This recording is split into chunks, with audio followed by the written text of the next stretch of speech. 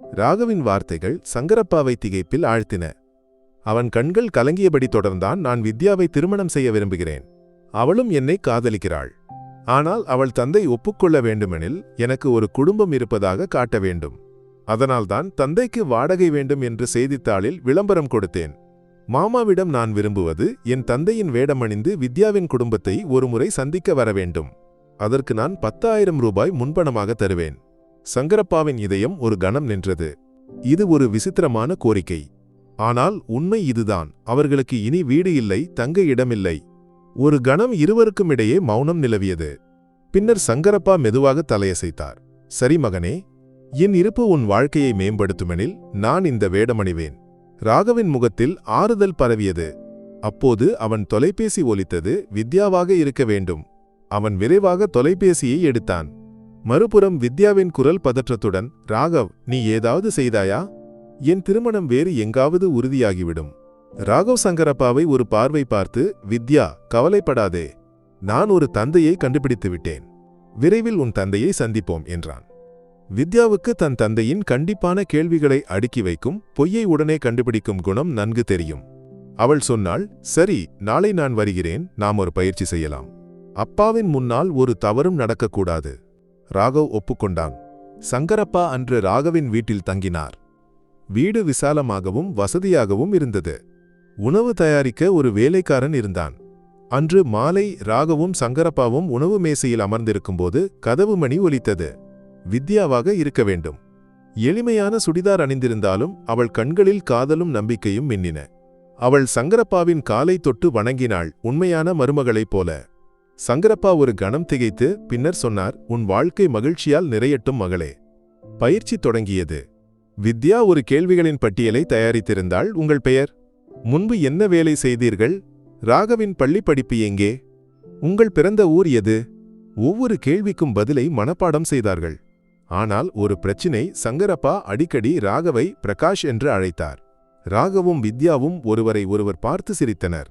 சில சமயம் சங்கரப்பாவும் சிரித்து, ஐயோ, முதுமை இல்லையா மகனே? பழைய பழக்கங்கள் எளிதில் மாறாது. எப்படியோ நான் உன் தந்தைதான், மாமா இல்லை என்றார். மூவரும் உரக்க சிரித்தனர். பயிற்சியினிடையே சங்கரப்பாவின் வார்த்தைகள் இதயத்தை தொட்டன. தன் உண்மையான வாழ்க்கையைப் பற்றி பேசும்போது அவர் உணர்ச்சிவசப்பட்டார். ராகவுக்கும் வித்யாவுக்கும் அவரது வலியின் ஆழம் புரிந்தது. வித்யா அவரது கண்ணீரை துடைத்தாள். ராகவ் அவரை கட்டிப்பிடித்தான். பயிற்சி முடிந்தபோது வித்யா ஒரு யோசனை கூறினாள். சங்கரப்பாவுக்கு புதிய உடைகள் வாங்க வேண்டும். மூவரும் பெங்களூரில் உள்ள ஒரு பெரிய ஆடை கடைக்கு சென்றனர். 2 அல்லது 3 ஜோடி குர்தா பைஜாமா, ஒரு ஜோடி செருப்பு ஆகியவற்றை தேர்ந்தெடுத்தனர். சங்கரப்பா உடை அணிந்து கண்ணாடியில் பார்த்து ஒரு புன்னகை அளித்தார். ராகவும் வித்யாவும் ஒரே குரலில், இப்போது சரியாக இருக்கிறது என்றனர். உடைகள் வாங்கிய பிறகு மூவரும் ஒரு உணவகத்தில் உணவு உண்ண சென்றனர். அங்கு ஒரு குடும்பத்தின் அன்பு உணரப்பட்டது. மறுநாள் காலை எல்லாம் தயாரானது. வித்யா கூறினாள் தன் தந்தை மாலை 5 மணிக்கு வீட்டில் சந்திக்கலாம் என்று. ராகவ் சற்று பதற்றமடைந்தான். ஏதாவது தவறாக நடந்தால், ரகசியம் வெளியாகிவிட்டால்? வழியில் அவன் கூறினான். சங்கரப்பா அவன் தோளில் தட்டி, கவலைப்படாதே மகனே என்றார். வித்யா வீட்டு கதவை திறந்தாள். கர்னல் வித்யாவின் தந்தை தன் மனைவியுடன் வெளியே வந்தார். அவர்கள் ராகவையும் சங்கரப்பாவையும் கவனித்து, நீங்கள் ராகவின் தந்தைதானே? உள்ளே வாருங்கள் என்றனர். பேச்சு தொடங்கியது. கர்னல் ராகவின் வேலை, எதிர்கால திட்டங்கள் பற்றி கேட்டார். பின்னர் சங்கரப்பாவை பார்த்து, சங்கரப்பா, உங்களைப் பற்றி சொல்லுங்கள். என்ன வேலை செய்தீர்கள்? பிறந்த ஊர் எது? சங்கரப்பா பயிற்சி செய்தபடி அமைதியாக கூறினார். நான் மங்களூரை சேர்ந்தவன். அங்கு ஒரு சிறு வியாபாரம் நடத்தினேன், பொருட்கள் விற்கும் கடை. நல்ல வருமானம் இருந்தது. ஆனால் ராகவின் வேலை பெங்களூரில் ஆனபோது அவன் சொன்னான், அப்பா, இனி தனியாக வாழ வேண்டாம், என்னுடன் வாருங்கள். ராகவின் அம்மா பல ஆண்டுகளுக்கு முன்பு இறந்துவிட்டாள். அதன்பின் நானும் ராகவும் மட்டுமே. அதனால் கடையை விட்டு மகனுடன் வந்தேன். ராகவின் தோளில் கை வைத்து அவர் தொடர்ந்தார். ராகவும் வித்யாவும் ஒருவரை ஒருவர் பார்த்தனர். எல்லாம் இவ்வளவு சிறப்பாக நடப்பது நம்ப முடியவில்லை. கர்னலின் ஒவ்வொரு கேள்விக்கும் சங்கரப்பா நம்பிக்கையுடன் பதிலளித்தார். எங்கும் இது ஒரு நாடகம் என்று தோன்றவில்லை. அவர்கள் ராகவை புகழ்ந்து அவனின் கடின உழைப்பை பற்றி பேசி மகன் மீது உள்ள அன்பை வெளிப்படுத்தினர். சிறிது நேரம் கழித்து சங்கரப்பாவும் ராகவும் விடைபெற்று வெளியேறினர். வெளியே நடக்கும்போது வித்யா சங்கரப்பாவின் கையை பிடித்து மெதுவாக சொன்னாள், அப்பா, நீங்கள் இன்று அவர்களின் மட்டுமல்ல, எங்கள் இதயங்களையும் வென்றுவிட்டீர்கள். சங்கரப்பாவின் கண்கள் கலங்கின. அவர்கள் இனி நடிக்கவில்லை, ஒரு தந்தையாகவே தங்களை பார்த்தனர். பின்னர் கர்னல் திருமணத்துக்கு ஒப்புக்கொண்டார். ராகவுக்கும் வித்யாவுக்கும் வாழ்க்கையின் மிகப்பெரிய போரை வென்றது போல உணர்ந்தனர். 1 மாதத்துக்குள் திருமணம் உறுதியானது. தயாரிப்புகள் சிறப்பாக நடந்தன. ராகவும் வித்யாவும் திருமணத்துக்கான எல்லா ஏற்பாடுகளையும் செய்தனர். ஆனால் திருமணத்துக்கு 2 வாரங்களுக்கு முன்பு சங்கரப்பாவுக்கு திடீரென சோர்வும் பலவீனமும் ஏற்பட்டது. இரவு அவரது உடல்நிலை மோசமடைந்தது, காய்ச்சல், வாந்தி. ராகவ் ஒரு கணமும் வீணாக்காமல் அவரை மருத்துவமனைக்கு கொண்டு சென்றான். அவசர பிரிவில் அனுமதிக்கப்பட்டபோது ராகவின் முகம் வெளிரியிருந்தது. மருத்துவர் பரிசோதித்து மருந்துகள் கொடுத்து நிலை மேம்பட்டது. ராகவ் அந்த இரவு முழுவதும் சங்கரப்பாவின் தலைமாட்டில் இருந்தான். மறுநாள் அவரது உடல்நிலை நிலைப்பட்டதும் மருத்துவர் வீட்டுக்கு திரும்ப அனுமதித்தார். ராகவ் அவரது பராமரிப்பில் எந்த குறையும் வைக்கவில்லை. அவ்வப்போது சூப், கஞ்சி கொண்டு வந்து சொந்த கையால் உணவு ஊட்டினான். வித்யாவும் அவரது நிலையை விசாரிக்க வந்தாள். சங்கரப்பா சொன்னார், ராகவ் இரவு முழுவதும் மருத்துவமனையில் என் அருகில் இருந்தான். இப்படி ஒரு அன்பு யாராவது எனக்கு தருவார்கள் என்று நான் ஒருபோதும் நினைக்கவில்லை. ராகவ் கிண்டலாக, ஐயோ மாமா, நீங்கள் ஆரோக்கியமாக இருக்க வேண்டும். அப்போதுதானே எங்கள் திருமணம் நடக்கும் என்றான். மூவரும் சிரித்தனர். அறியாமல் 3 அந்நியர்கள் ஒரு குடும்பமாக மாறினர். சங்கரப்பாவின் உடல்நிலை மேம்பட்டது. திருமண நாள் வந்தது. எல்லாம் சிறப்பாக நடந்தது. ஆனால் ஒவ்வொரு கதைக்கும் அதன் சோதனை வேண்டுமில்லையா? திருமண விழாவுக்கு முன்பு மைசூரிலிருந்து வந்த ஒருவர் சங்கரப்பாவை உற்று நோக்கினார். அவர் மீண்டும் மீண்டும் அவரை பார்த்து ஒரு பழைய நினைவு தட்டுப்பட்டது போல உணர்ந்தார். அவர் கர்னலிடம், இந்த முதியவர் யார் என்று உங்களுக்கு தெரியுமா என்றார். கர்னல் சொன்னார், ஆமாம், இவர் சங்கரப்பா ராகவின் தந்தை. மங்களூரில் ஒரு கடை நடத்தினார். அந்த நபர் அதிர்ச்சியடைந்து, முற்றிலும் தவறு, இவர் மைசூர் ஆள். ஒரு சிறிய முத்திரை வியாபாரம் செய்தார். இவரது மகனின் பெயர் பிரகாஷ். அவன் திருமணமானவன். கர்னலின் முகம் கடுமையானது. அவர்கள் விழா நடக்கும் இடத்தை நோக்கி நடந்தனர். விழா தொடங்க இருக்கையில் கர்னலின் உரத்த குரல் எதிரொலித்தது. 1 நிமிடம். எல்லாவற்றையும் நிறுத்துங்கள். ராகவ் பயந்தான். என்ன மாமா? கர்னலின் குரல் கடுமையாக, என்னை ஏமாற்ற உனக்கு எப்படி தைரியம்? ராகவின் குரல் நடுங்கியது. நான் எல்லாவற்றையும் சொல்கிறேன். வித்யாவின் கண்கள் கலங்கின. விழா நடக்கும் இடத்தில் மௌனம். விருந்தினர்களின் கண்கள் மூவரையும் உற்று நோக்கின. சங்கரப்பாவுக்கு அங்கிருந்து ஓடிப்போக வேண்டும் போல இருந்தது. ஆனால் ராகவையும் வித்யாவையும் கண்ணீர் வடிக்கும் முகங்கள் அவரது மனதில் தோன்றின. அவர் முன்னே வந்து கர்னலை பார்த்து அமைதியாகவும் உறுதியாகவும் கூறினார், கர்னல் ஐயா, எனக்கு ஒரு வாய்ப்பு தாருங்கள். நான் முழு உண்மையையும் சொல்கிறேன். கர்னல் கோபத்துடன், இனி என்ன உண்மை மிச்சமிருக்கிறது? நீங்கள் என் மகளின் எதிர்காலத்துடன் விளையாடிவிட்டீர்கள். சங்கரப்பா தலைகுனிந்தார். ஆனால் அவரது குரலில் உறுதியிருந்தது. ஐயா, நான் ஏமாற்றவில்லை. நான் ஒரு உறவை காப்பாற்ற முயன்றேன். ராகவ் என் உண்மையான மகன் இல்லை, இது உண்மை. ஆனால் எனக்கு அவன் சொந்த மகனை விட மதிப்புமிக்கவன். நான் அவனை ஏற்றுக்கொண்டேன். அவன் என்னை இதயத்தோடு சேர்த்தான். அவர் ராகவை பார்த்தார். கண்கள் கலங்கியிருந்தன. இந்த பையன் ஒரு அனாதை. சொந்த கடின உழைப்பால் வாழ்க்கையை கட்டமைத்தான். அவனின் ஒரே ஆசை வித்யாவுடன் வாழ்வது. நான் என் வீட்டில் மரியாதையை இழந்த ஒரு தந்தை. என் சொந்த மகன் என்னை தள்ளி வைத்தான். ஆனால் இந்த பையன் எனக்கு ஒரு தந்தையின் இடத்தை தந்தான். விழா நடக்கும் இடத்தில் மௌனம் பரவியது. சங்கரப்பாவின் வார்த்தைகளில் ஒரு உண்மை இருந்தது. விருந்தினர்களின் கண்கள் கலங்கின. அவர் கர்னலை பார்த்து, நான் உங்களிடம் பொய் சொன்னேன், அதற்கு மன்னிப்பு கேட்கிறேன். ஆனால் இந்த பொய்யை நான் ஏமாற்றுவதற்காக அல்ல, இந்த குழந்தைகளின் மகிழ்ச்சிக்காகத்தான். ராகவை விட நல்ல பையனை நீங்கள் எங்கும் காண முடியாது. இதை நான் உறுதியாக சொல்கிறேன். இதுவரை பேசாமல் இருந்த வித்யா முன்னே வந்தாள். அவள் கண்களில் கண்ணீர், ஆனால் குரலில் உறுதி. அப்பா, சங்கரப்பா செய்தது எனக்காகவும் ராகவுக்காகவும் தான். நாங்கள் ஒருவரை ஒருவர் மிகவும் காதலிக்கிறோம். நீங்கள் எங்களை பிரித்தால் நான் ஒருபோதும் மகிழ்ச்சியாக இருக்க மாட்டேன். கர்னலின் முகம் இன்னும் கடுமையாக இருந்தது. ஆனால் அவரது இதயம் உருகியது. வித்யாவின் தாய் அவரது கையை பிடித்து, பார், சங்கரப்பாவின் வார்த்தைகளில் உண்மை இருக்கிறது. வித்யாவின் மகிழ்ச்சியே நம் வாழ்க்கை என்றார். கர்னல் ஒரு கணம் மௌனமாக நின்றார். பின்னர் எழுந்து, சங்கரப்பா, நீங்கள் செய்தது தவறு.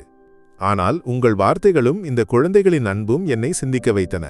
வித்யாவின் மகிழ்ச்சிக்காக நான் இந்த திருமணத்துக்கு ஒப்புக்கொள்கிறேன். ஆனால் இனி ஒரு பொய்யும் வேண்டாம் என்றார். விழா நடக்கும் இடத்தில் மகிழ்ச்சி பரவியது. வித்யா தன் தாயை கட்டிப்பிடித்தாள். ராகவ் சங்கரப்பாவை பார்த்தான். அவரது கண்கள் கலங்கியிருந்தன. ஆனால் முகம் பெருமையுடனும் அமைதியுடனும் மின்னியது. திருமண விழா மீண்டும் தொடங்கி ஆரவாரத்துடன் திருமணம் நடந்தது. திருமணத்துக்குப் பின் வித்யா ராகவின் மனைவியாக அவன் வீட்டுக்கு வந்தாள். வீடு இப்போது அன்பும் சிரிப்பும் நிறைந்த ஒலிகளால் நிரம்பியது. ஆனால் 3ஆம் நாள் காலை வித்யா தன் அறையிலிருந்து வெளியே வந்தபோது சங்கரப்பாவின் அறையை பார்த்தாள். கதவு திறந்திருந்தது, அறை காலியாக இருந்தது. அவள் இதயம் திடீரென துடித்தது. ராகவ்! அவள் பதற்றத்துடன் கூப்பிட்டாள். ராகவ் ஓடி வந்தான். அவர்கள் எங்கும் தேடினர், ஆனால் சங்கரப்பா எங்கும் இல்லை. படுக்கையில் ஒரு காகிதத் துண்டும் சிறிது பணமும் இருந்தன. ராகவ் நடுங்கும் கைகளால் காகிதத்தை எடுத்து வாசித்தான். மகனே ராகவ், மகளே வித்யா, இது அந்த 10,000 ரூபாய் உன் தந்தையின் வேடமணிய நீ எனக்கு தந்தது. ஆனால் எனக்கு இது தேவையில்லை. உன்னுடன் செலவழித்த இந்த நாட்கள் எனக்கு ஒரு பிறவி வாழ்ந்த சுகத்தை தந்தன. உன் வீட்டில் நான் இழந்த மரியாதையையும் அன்பையும் உன்னிடமிருந்து பெற்றேன். ஆனால் இனி நான் செல்ல வேண்டும். நான் உன் சுமையாக இருக்க விரும்பவில்லை.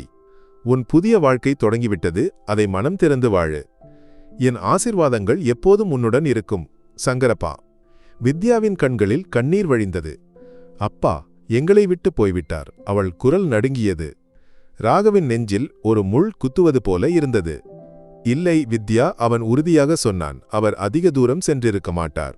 நாம் அவரை கண்டுபிடிப்போம். அவர்கள் அவரை தேடி புறப்பட்டனர். பேருந்து நிலையம், ரயில் நிலையம், எல்லா இடங்களிலும் தேடினர். இறுதியாக நகரத்தின் வெளிப்புறத்தில் ஒரு ஆலமரத்தின் அடியில் சங்கரப்பா அமர்ந்திருப்பதை கண்டனர். அவரது முகம் துக்கமாக இருந்தாலும் அமைதியாக இருந்தது. அப்பா! ராகவின் குரலில் வலியும் ஆறுதலும். அவனும் வித்யாவும் சங்கரப்பாவின் முன் கைகூப்பி நின்றனர். நீங்கள் ஏன் எங்களை விட்டு செல்கிறீர்கள்? சங்கரப்பா அவர்களை பார்த்தார். கண்கள் கலங்கியிருந்தன. மகனே, உன்னுடன் நான் வாழ்க்கையில் இழந்த மரியாதையை மீட்டெடுத்தேன். உன் திருமணம் முடிந்தது, உன் வாழ்க்கை பாதுகாப்பாக உள்ளது. ஆனால் நான் இப்போது முதியவன். நான் உன் சுமையாக இருக்க விரும்பவில்லை. வித்யாவின் கண்களில் கண்ணீர் வழிந்தது. அப்பா, நீங்கள் சுமையல்ல, எங்கள் பலமாக இருக்கிறீர்கள். நாங்கள் உங்களை வாழ்நாள் முழுவதும் எங்கள் தந்தையாக பார்க்க விரும்புகிறோம். உங்கள் இல்லாமல் எங்கள் வீடு காலியாகிவிடும். ராகவின் குரல் நனைந்தது. அப்பா, நான் ஒரு அனாதை. எனக்கு ஒருபோதும் குடும்பம் இருந்ததில்லை. ஆனால் நீங்கள் எனக்கு ஒரு பிறவி முழுவதும் நான் ஏங்கிய அன்பை தந்தீர்கள். எங்களுக்கு நீங்கள் வேண்டும். சங்கரப்பாவின் கண்கள் கலங்கின. நான் ஒருபோதும் நினைக்கவில்லை ஒரு அந்நியர் என்னை இவ்வளவு சொந்தமாக காண்பார் என்று. வித்யா அவரது கைகளை பிடித்து, அப்பா, அந்நியர்கள் இல்லை, நாங்கள் உங்கள் சொந்தங்கள். இனி வீட்டுக்கு வாருங்கள். நாங்கள் உறுதியளிக்கிறோம், உங்களை ஒருபோதும் தனியாக விடமாட்டோம். இறுதியாக சங்கரப்பா ஒப்புக்கொண்டார்.